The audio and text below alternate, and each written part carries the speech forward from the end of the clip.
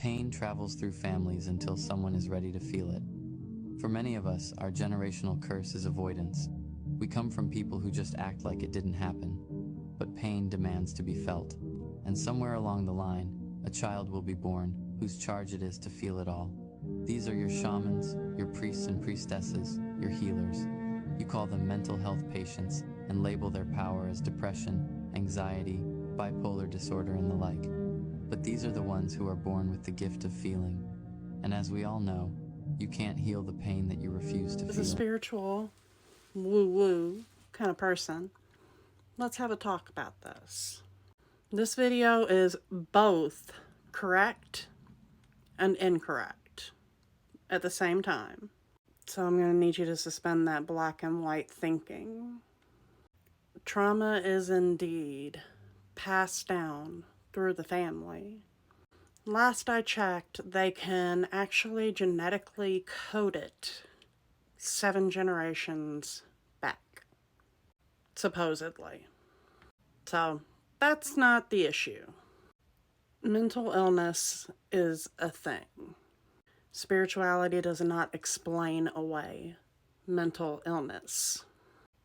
However, many of your spiritual healers, as you call them, whatever you call them, do also suffer with various forms of mental illness. And mental illness can be as simple as depression and anxiety, both of which do not invalidate a healer's capability, which brings me to my next subject.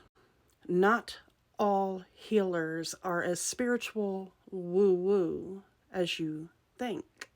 Me, I'm a spiritual girl. I love my woo-woo, but I will be the first one to tell you, some influencers, especially within the mental health, self-care areas, life experience, they are a form of healer.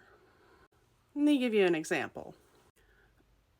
A healer and their capability to heal can be as simple as their valuable perspective and life experience.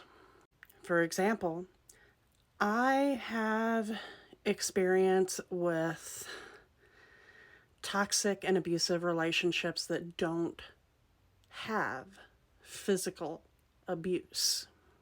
The abuse that I suffered was more mental, psychological, the very things that almost nobody talks about. That's incidentally why it took me so long to leave. I thought it was normal. Nobody talks about it. Could you imagine how profound and healing it would have been to encounter somebody that could have said those things? That could have told me and validated what I was going through? That's a healer. Also, this is not to discredit any form of spiritual healing or spiritual practice. Spiritual woo-woo right here. Both are valid and correct. And that video is meant to be more inspirational than informative. So if you really want some advice, I'm going to tell you this. If it has inspirational music and it inspires you, treat it as inspirational.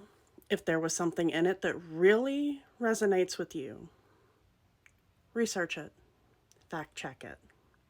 It's a great place to start. Inspiration and aesthetics have value. Up until we start, hyperfixating on it. Everything in moderation, my friend.